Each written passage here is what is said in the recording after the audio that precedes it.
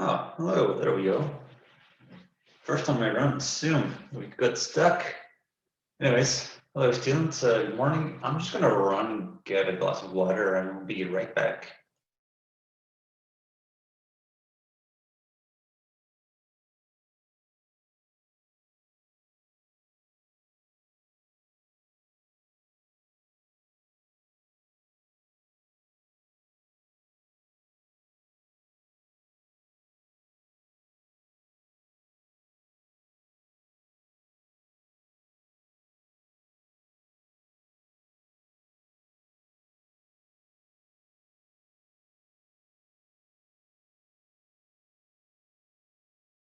All right, well, that was interesting. Just got kicked out.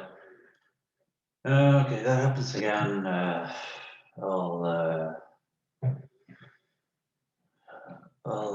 have to restart the router. Okay, first order of business. Actually, second order of business first.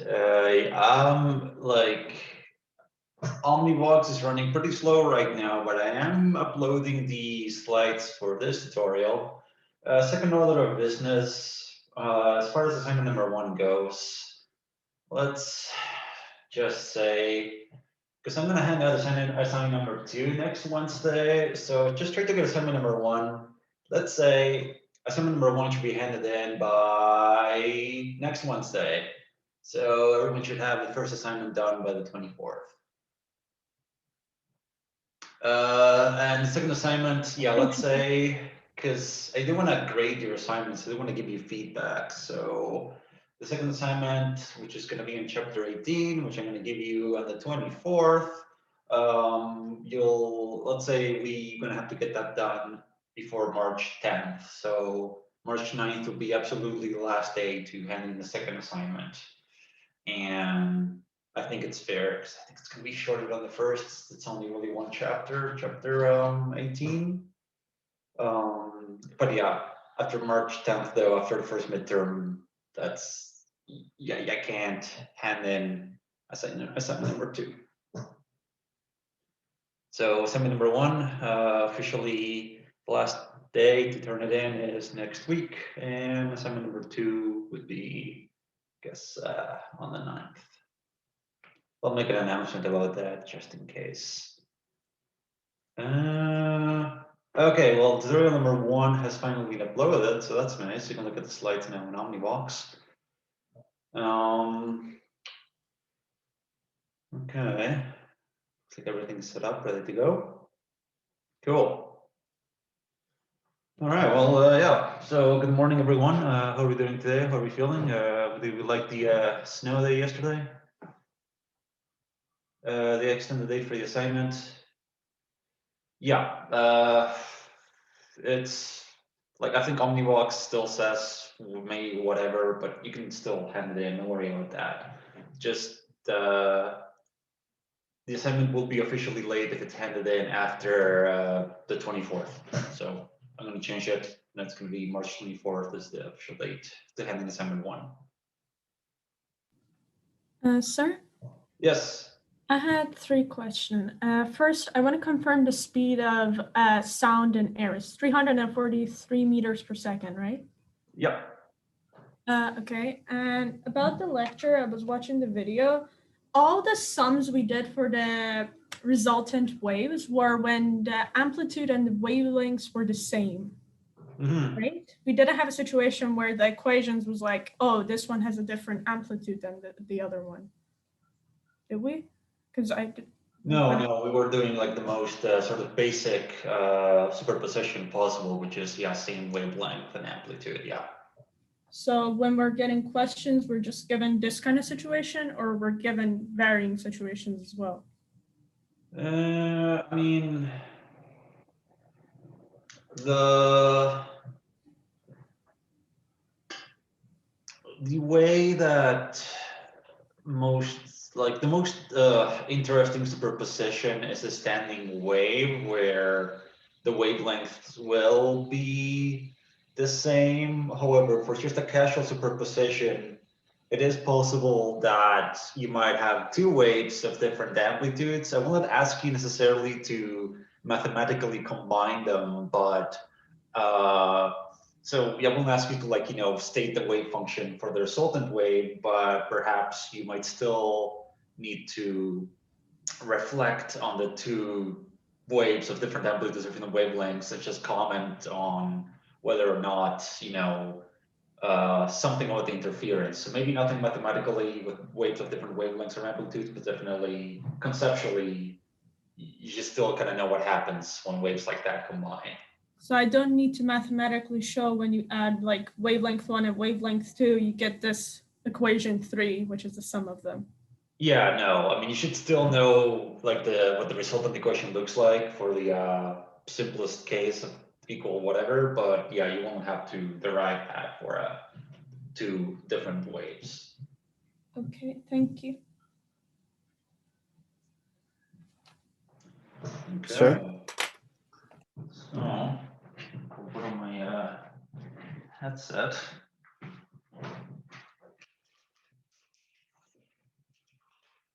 Yeah, so for the record, this chapter is going to be the last chapter of material that's covered in the midterm, right? So the midterm is going to cover the first, what was it, chapter 15, 16, 17, and 18. So everything from the introduction to waves to, I'm going to get the chapters mixed up. What did we do? We did, because like the new textbook kind of has everything like split up in weird ways, but basically we did chapters where there was sound waves. That was chapter 17. Chapter 18 is the one we're working on this week, which is your standing waves chapter. So, oh yeah, chapter 15 was your simple harmonic motion, and so chapter 16 was wave motion. So we talked about block spring systems in chapter 15. Yeah, and then 17 last week, 18 this week, and that'll be all 4 chapters for the midterm. And then stuff with light will come next after that.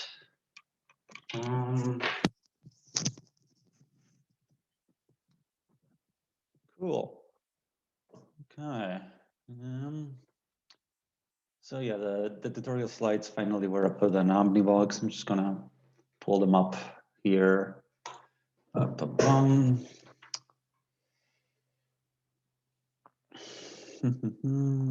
Week 4, tutorial 1. I don't know why. Let's just.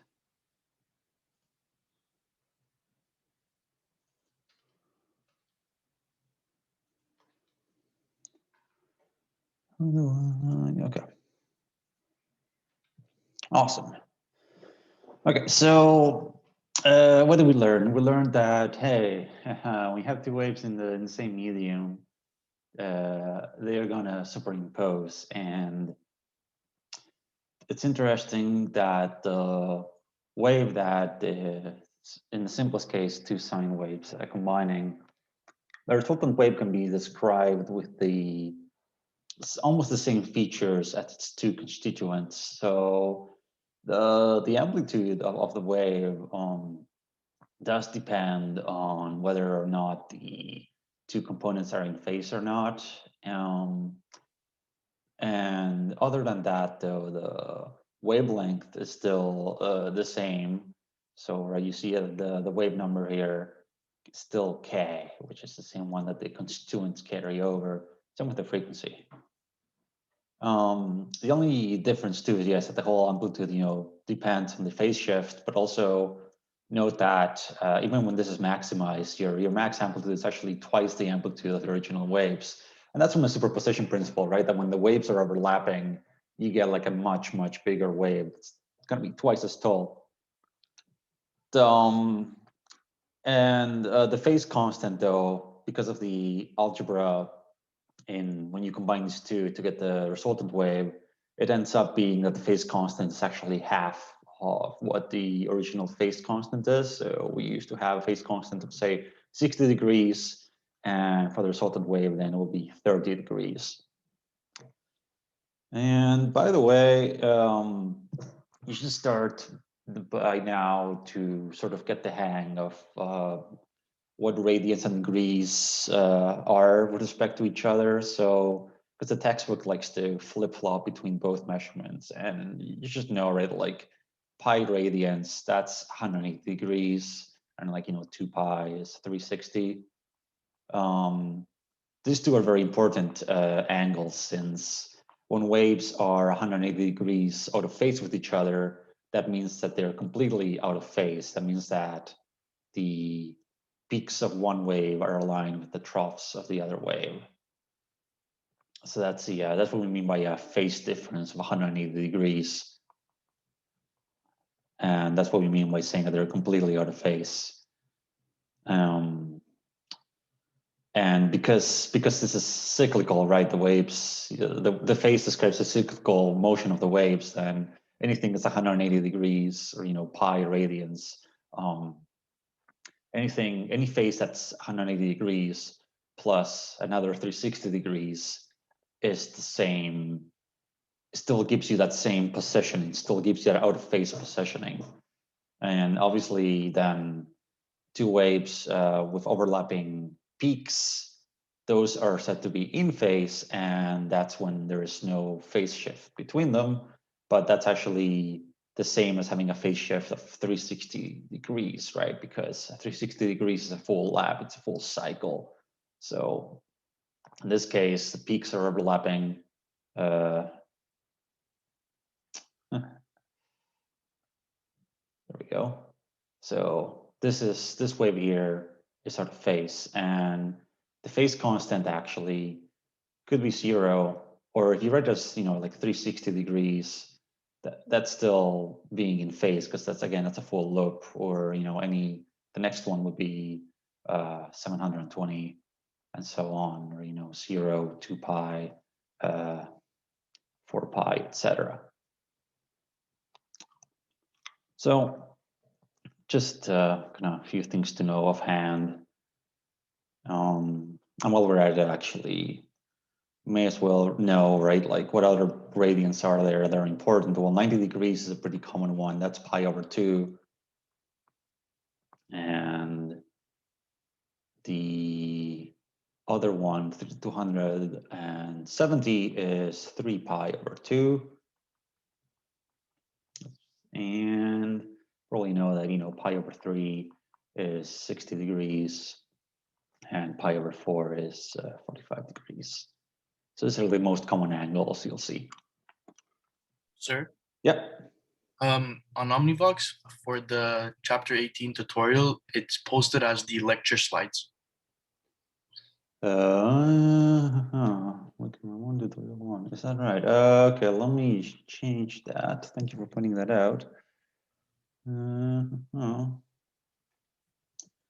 Omnivox, chapter 18, tutorial number 1. Oh, hey. No kidding. Okay. Oh, no wonder it took so long to upload. Huh. All right, let's replace share document. All right. Yeah, one sec. Let me change that.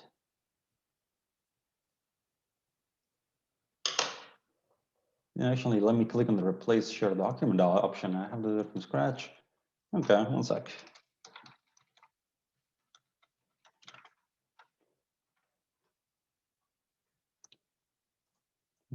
Tutorial slides, continue.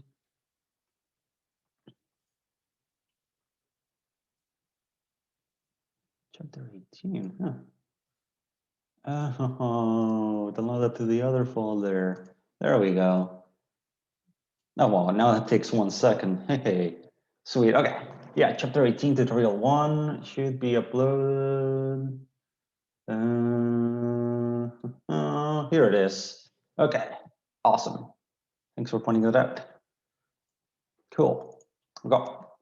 So, let's keep chatting about waves. Obviously, you don't actually see the constituents. You just see like one big wave. As a matter of fact,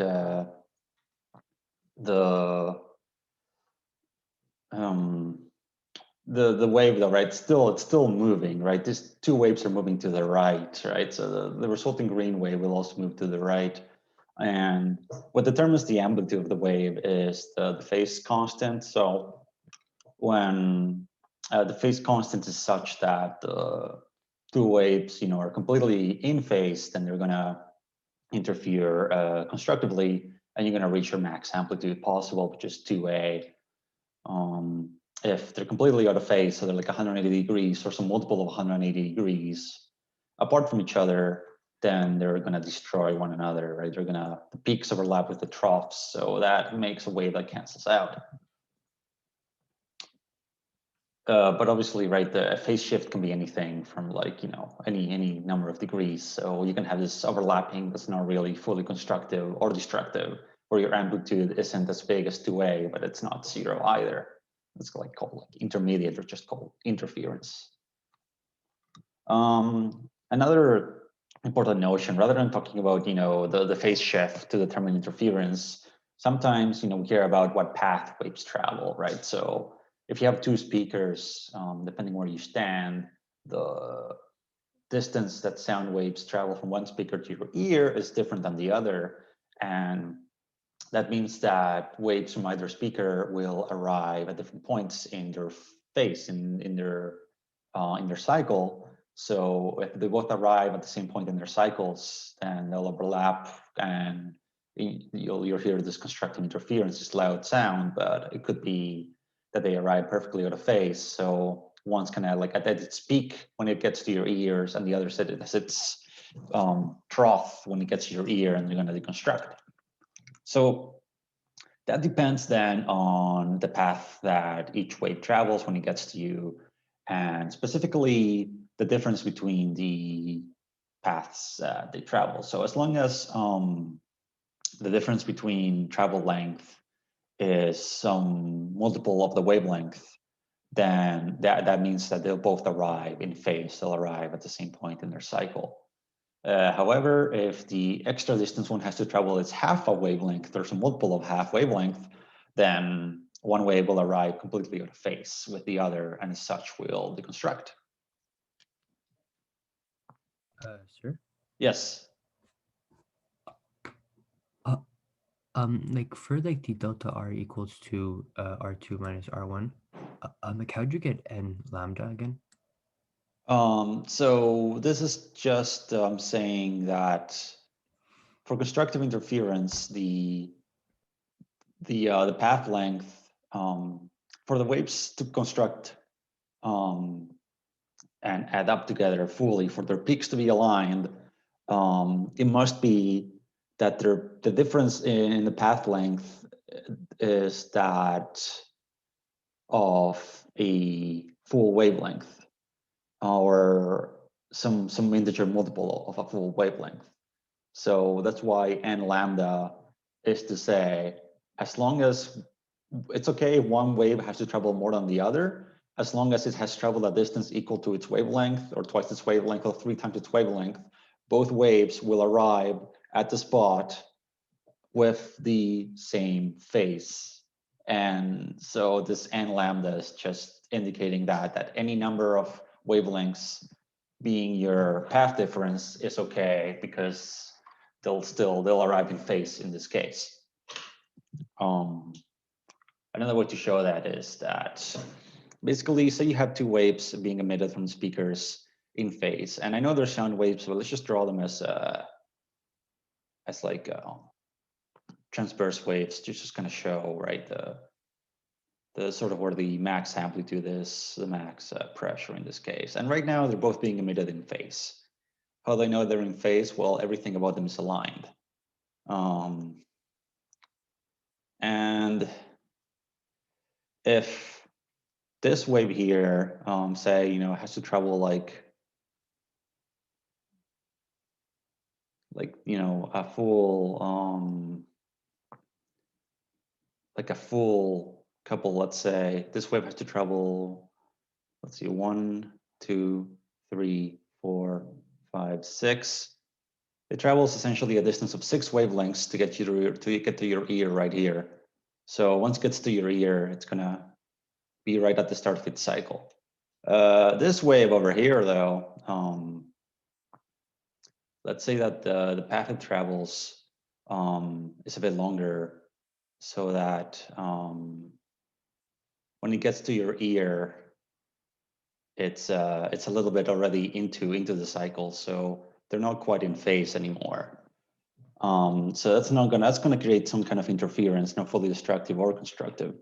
But then it could also be that the red wave, the path it travels is such that the cycle, starts again as soon as it gets to your ear, and that means then that it's still fully aligned with the green wave, and so they're getting to your ear at the same phase.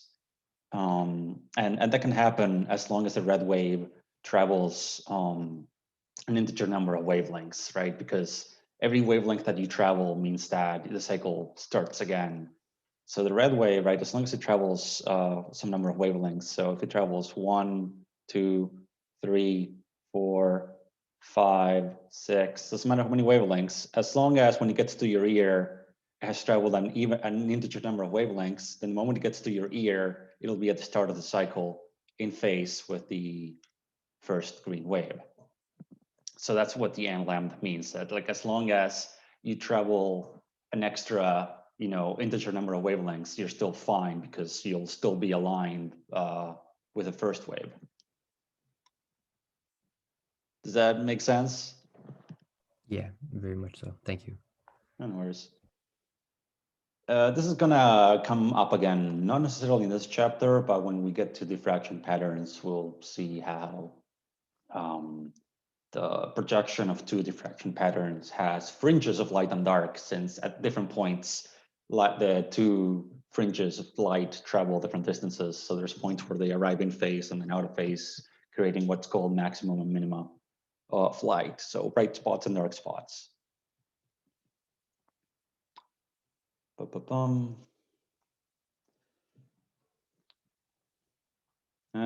was I gonna say? Oh yeah, we could actually just take these two wave functions and plot them if we want to. So if I go to my handy Desmos calculator, we can actually create our own two sine waves. Let's say y1 is equal to, has an amplitude of, let's say, I don't know, 3 times sine, and that's gonna be, we need a wave number, let's say 2 pi times x, that's position variable, plus we need omega t, let's say omega is 2 pi, well, let's just call it pi. It's going to set a frequency, then the time variable, and that's our first one. Our second one is y2 is equal to, again, it's going to be like the same everything, except it has a phase shift. This is a second wave, and we're gonna add a little phase shift. So remember that it said for constructive interference, right? The phase shift is either 0, so they're overlapping, right? And if you see that, if I set that to 0, the waves overlap. Maybe I'll show you here. So yeah, you can't tell the waves apart since the phase shift is here. And I'm going to make the wavelength a bit longer, so it's not so squished in. But yeah, so here's the two waves. Again, they're overlapping. If I make the phase shift 180 degrees, though, right now they're exactly 180 degrees apart, right? You can see the red and the green. Now, if I make the phase shift 2 pi, well, they overlap again because that's a full cycle. If I make it 3 pi, they're out of phase. 4 pi or 6 pi or 8 pi, they're always going to overlap. So let's say for now they're completely out of phase, and now we're going to show their superposition, y1 plus y2. It's going to be the purple one, and it's flat. Of course it's flat because they're completely out of phase. if they were completely in phase, so we switch this to 2 pi, look at that. The resultant wave is twice their height, twice their amplitude. If we're somewhere between, 0, where it's the same thing as 2 pi, and pi, where it's a flat line, anywhere between that is some kind of middle interference where the constructive interference is there, it's just not maximized. So we could have a phase shift of, say, pi over 3. And the closer this approaches 90 degrees, right, the closer it gets to pi over 4, the flatter it's going to be. So pi over 4 being 45 degrees is actually taller than pi over 3 because that's 60 degrees. If I have 1 radian, and then, so in other words, if the angle is 0, it's actually 0, we get the tallest wave possible. If the angle is 30 degrees, it's still pretty tall. If the angle is 45 degrees, it's a bit shorter. If it's 60 degrees here, pi over 3, it's even shorter. And if it's like, say, 2.9 degrees, it's getting shorter, 2.8, 2.6, 2.2, until eventually the angle is 90 degrees. That's even getting shorter if the angle is, approaching pi. So like say 1.5, it's even shorter. If it's 1.2, it's even shorter. 1.1 is shorter until eventually the phase shifts 180 degrees and you get a flat wave. So let's give this an intermediate. There we go. Let's make the phase shift 90 degrees so there is some interference. You can actually, right, you can then make the wave move. We're gonna make it, right now we're looking at T0, but let's make it move. So let's hit the play button. We're gonna see what happens over time. And there you go, right? So the wave's still moving at the same speed. It's a purple wave, has the same speed as the two constituents. And the amplitude's a bit bigger since the angle is 90 degrees. So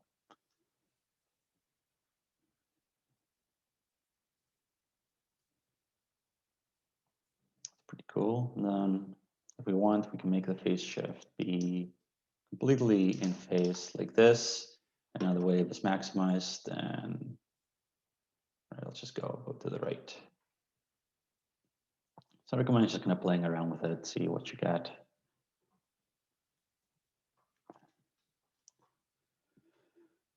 Okay.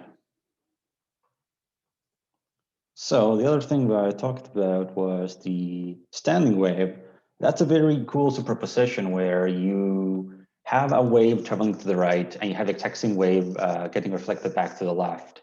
And as long as it's happening continuously, their superposition looks like this wave here, this black wave that is oscillating up and down like a transverse wave, but it's not moving. Hence the name standing wave. And it's funny because under the surface, there's actually these two waves that compose it that are always moving against each other. And because of the way they overlap over time, there's this points where like there's no displacement at all, these nodes here. And then there's this point in between the nodes where the medium reaches its max displacement, and those are called the antinodes. And also, if you observe the motion of the entire medium, each particle is actually moving simple harmonic motion. So remember the spring of the pendulum, right? Where like a spring kind of goes out one way, stops and comes back, stops, comes back. Each part of the medium is doing the same thing. So look at the peak here. It stops, goes back down, stops, goes back up, stops, goes back down, stops. And no, it's hard to see, but when the whole medium passes through equilibrium, that's the same idea as the pendulum or the mass block system, where when you pass equilibrium, you actually achieve your max speed. And so when you have set up your standing wave, the resultant wave function carries over the same wavelength and frequency and speed as the two constituents. Of course, the amplitude can now be the maximum amplitude. The amplitude achieved by the antinodes is actually twice the amplitude of the waves. And if you look at the wave function, right, there's a term here that basically accounts for the wavelength, and this will tell you the position of the nodes and the antinodes, because for each part of the medium, the amplitude is different. So wherever the sine term is 0, right, that means that the vertical displacement is 0 no matter how much time passes. Those are your nodes, so your points of node displacement. But then, right, there's points along the medium where this term sine is maximized, so they reach a full amplitude of 2a. Those are the antinodes. And then there's this cos omega term, which is there to just, again, account for how time passes. And the omega is the frequency, it just accounts for how fast the standing wave moves up and down. Sir, I have a question. Yep.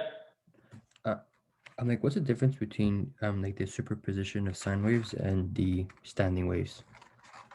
So in the first example of superposition, we had waves that were traveling basically along the same direction. We had the equation kind of looked like this: kx minus omega t, and we had the other wave was again the same direction, just a phase shift.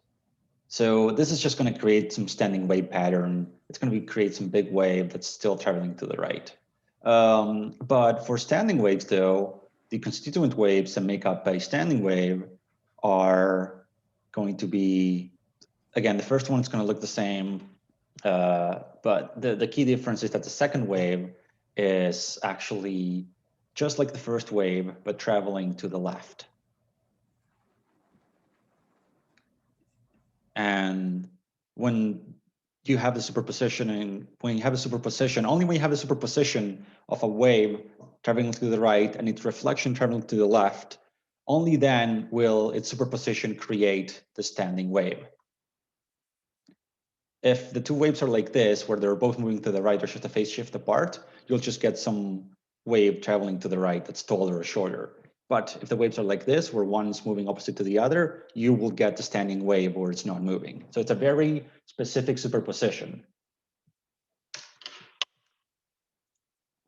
a matter of fact, let's jump back into the graphing thing I love so much. Yeah, here it is. Okay, so these two waves, let me give it a little phase shift to the second wave. Let's say it's a phase shifted by, I don't know, 1 radian. Okay. And right, if you look at these two waves, they're both traveling to the right. And let me set up good timing. So if you look at the waves, oh man, it's still going backwards. There we go.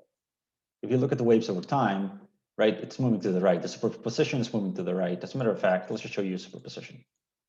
Yeah, superposition of two waves is just traveling to the right.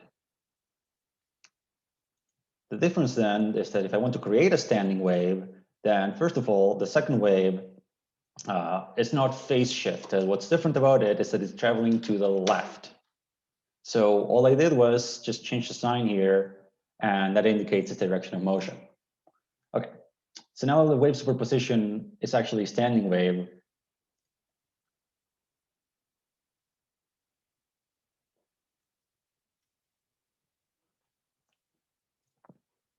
So it depends on how they're created.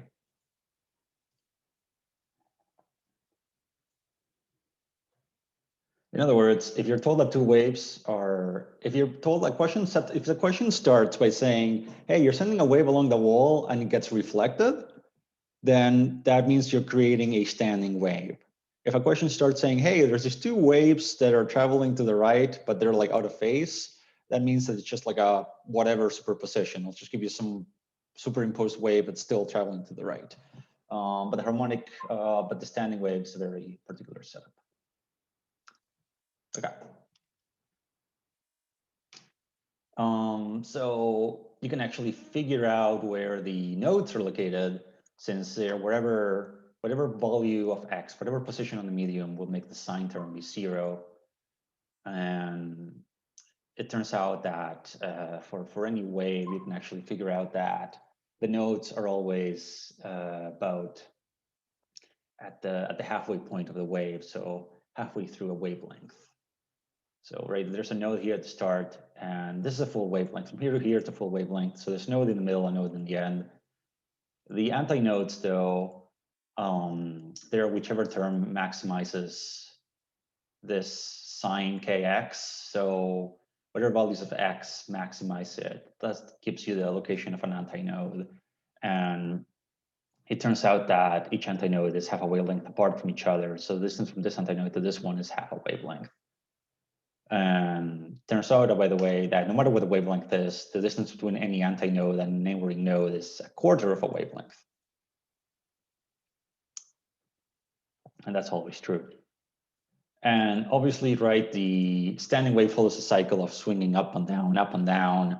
And because it's simple harmonic motion, right, what's the period mean for a standing wave? Well, a full period for standing wave is however long it takes to go back to some initial position. So if it's standing waves like this initially, over a period, it's going to go like this and then back like that. So halfway through a period, it will have swung all the way from this position down to the opposite. So in half a period, it goes from this to that. And then the rest of the period spent going back to the initial position, which is why a quarter of the way through and 3/4 of the way through, the standing wave looks flat for a split second.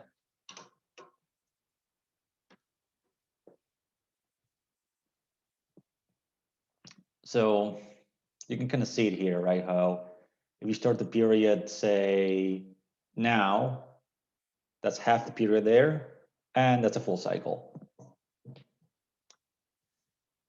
So however long it takes for this peak here, starting from the top to go to the bottom, back to the top, that's one full period. By the way, however we measure the period's arbitrary, just however long it takes to measure a cycle. So for example, I will start the timer when this node 1 here, node 1 right here, when it passes the equilibrium point from the top, I could start at, say, now, and I would stop the timer when it does it again, right? That's still a measurement of a full cycle. Or I could start the timer when the antinode's right at the bottom and stop it when it reaches the bottom again. I would still be measuring the period. So you can pick the beginning of the cycle to be any point in it. It's just easier, right, to look at a very, like, one of those critical points where it's like at the top or right through the middle. And again, the frequency of this standing wave is the same frequency as the constituents that created it. Okay, it's a bit of a discussion question here, a bit more conceptual than maybe some tutorial questions we've done before. So when we talk about sound waves, right, what's the best description of them, right? So just want to think about, which is like, okay, the position of air molecules, velocity, pressure, displacement, flow of energy. So maybe I'll give you like a minute to think about that, and then we'll discuss it. So we're just saying, right, like, okay, we're talking about sound waves in air, you know, what makes a sound wave important? What makes it be a sound wave, the phenomenon? What's really unique about it? So I'm just gonna think about that for a bit.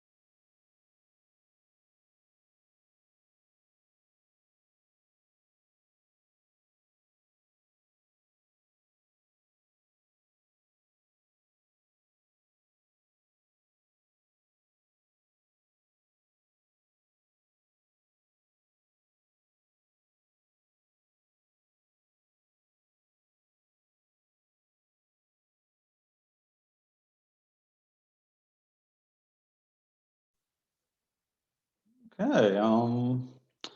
Yeah. So does anyone have any thoughts so far? What sound waves? What really? Which property really is the best description of sound waves? How do you feel about that? You think, I don't know, any of these is like a good way to say what sound waves are?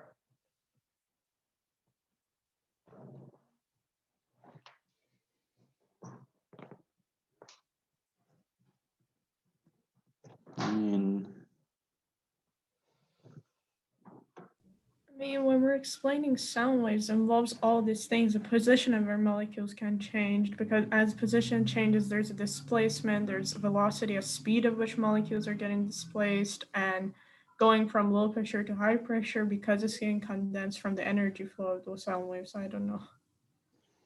Yeah, no, that's true. There's all of these are involved. They tie in together. I don't know if one of them is not enough to explain the whole thing.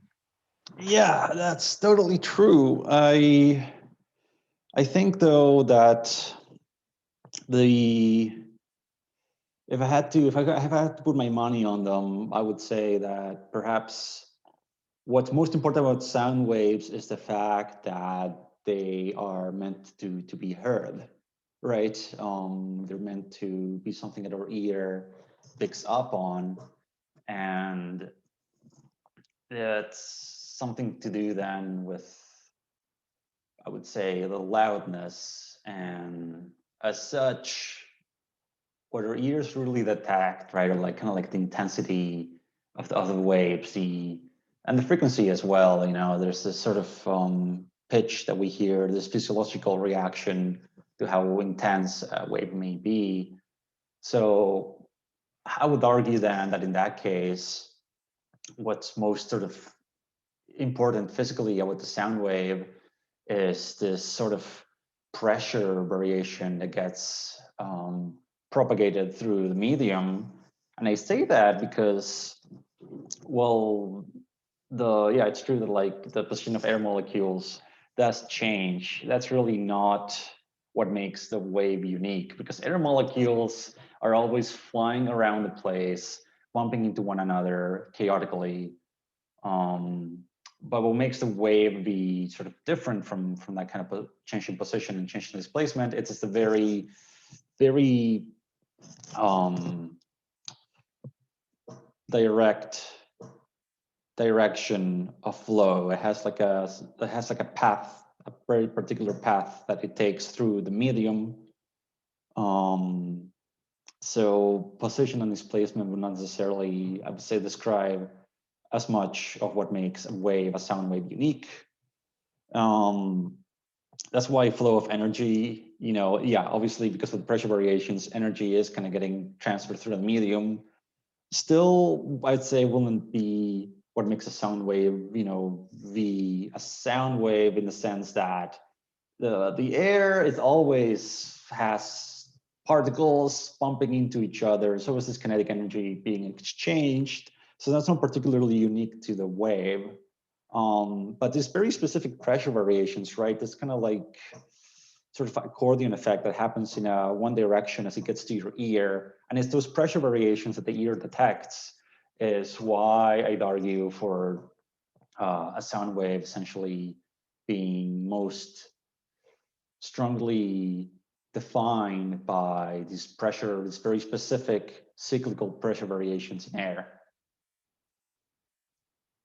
So it's true that all of these are components of what makes a sound wave, physical phenomenon. But I feel like, for my money's worth, I think if I had to only pick one word, or if I'm playing code names and like the word is sound waves, and I gotta get my team to guess that, I would say pressure variation, and they will be more likely to say sound wave than if I'd say velocity or flow of energy, right? Anyone here played code names? It's a board game where like you give hints and your other people have to guess the names. Like you have a bunch of words and you have to get your team to guess what the words are by giving them clues, but you can only give them like short answer clues. Sorry, like short clues, like a few words for each. answer you're trying to get them to guess? Yes. Okay, good, because I feel like maybe my analogy won't work that well if we haven't established whether or not we know the game code names. Anyways, just something to think about for this question. Again, yeah, there's no perfect answer. Just kind of thinking about, what makes a sound wave unique. Also, I argue that like flow of energy, well, yes, it's true that energy does flow as the wave moves, as it propagates. I will argue that that's just a consequence of the pressure variations more so than a cause. So the pressure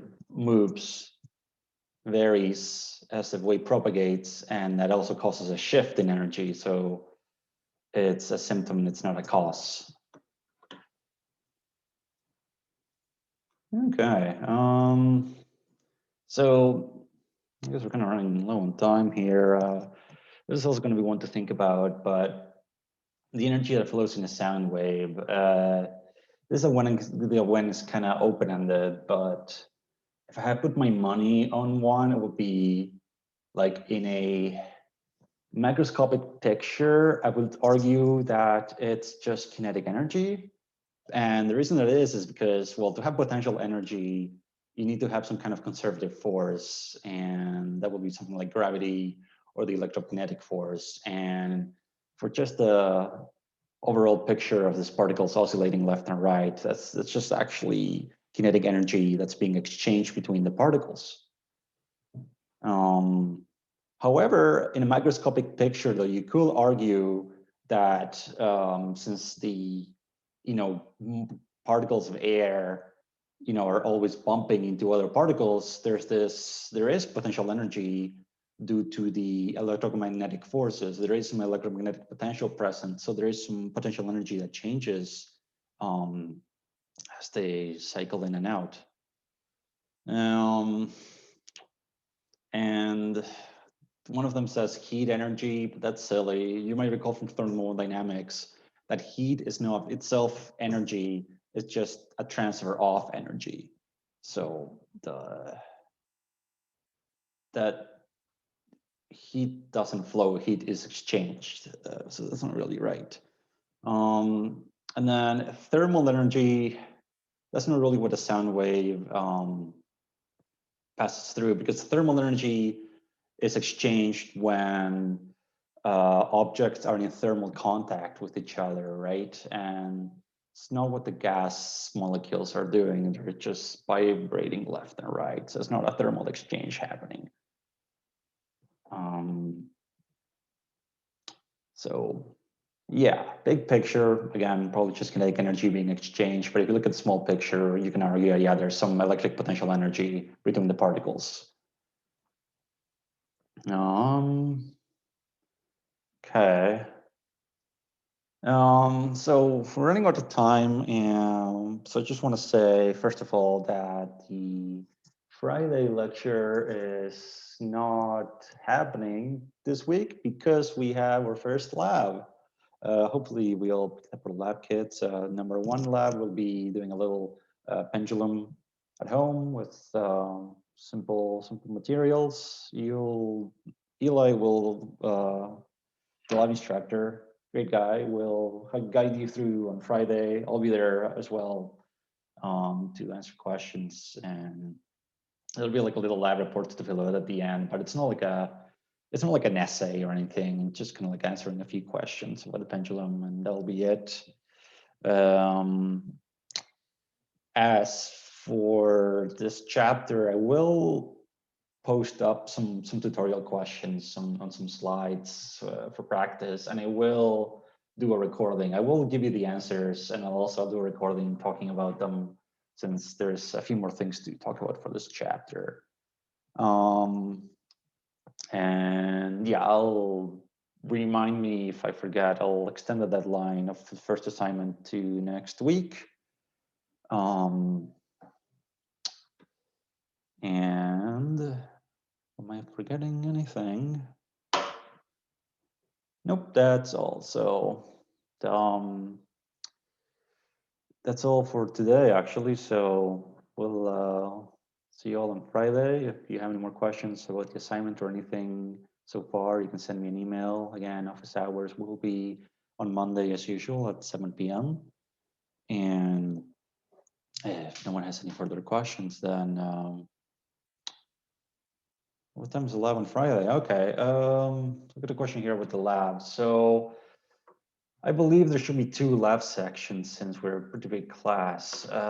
One section is you have to check on your LEA count, but one section's at 1:30 and the other section is at 3:30, I believe.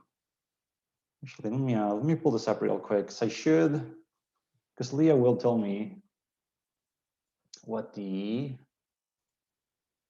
2 sections are. So let me just hop in there. All right. Okay, there's a 12:30 lab and there's a 4:30 lab. You should be able to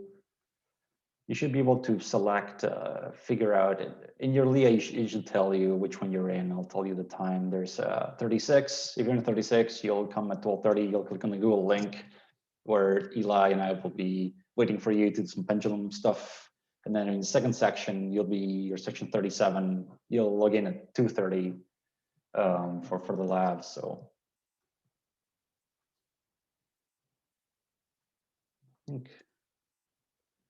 Actually, I can probably pull up the class list. That's assembly arrival.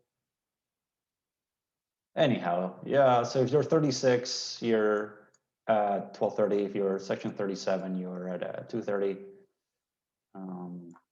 I think Leah will update you anyways to when the time is. But remember though that you do have to go to the announcement here and click on this link for the virtual lab. They'll take you to a Google meeting. And also you do have to hand in to Eli, there's a student safety form you gotta fill in and send back to Eli by the 19th, unless you already did so for another class that you don't have to, but you do have to get it handed in once or we can't do the lab. And anyways, yeah, that's all for now. So take it easy. We'll see you on Friday. No worries, Jesus. Have a good one. Enjoy the rest of the morning. It's been really sunny outside, actually. I don't know who Bye, sir. called. Yeah.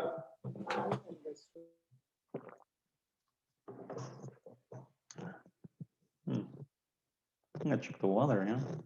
It'll be a good time to go skating.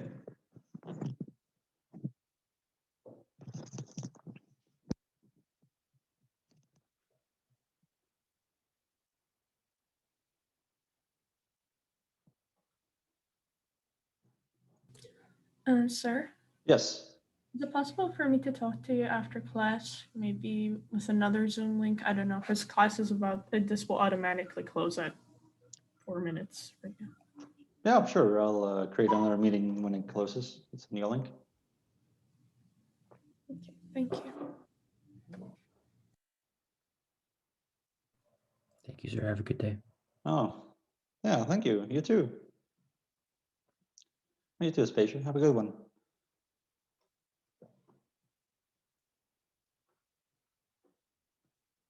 As a matter of fact, since, I'm really here past your class time, I'm just gonna take off. So once again, I wish you all a good morning. Thank you, sir. No worries. Have a nice day. You too. Thanks for coming. And you too, Olivia. And well, we'll see you next time.